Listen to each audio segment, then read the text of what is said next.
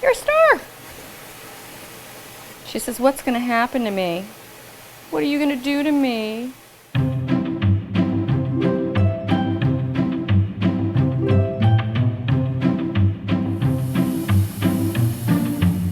I usually rescue little kittens.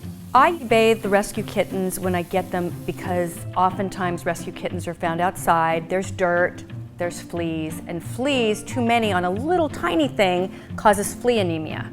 So oftentimes I stick them right in the bath unless they're really, really young. When it's time to bathe them, I want you to put your hands in the under the water, make sure that it's not too hot and not too cold, just right would be a little above warm.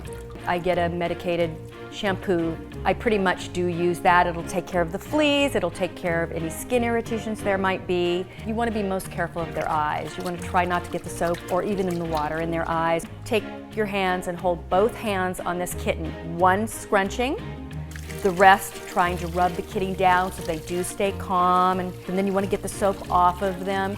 After you finish bathing them, have a towel ready, and I kind of just really go at the fur and get it as dry as I can, because the blow dryer isn't the most fun for them. That they do squirm a little bit with.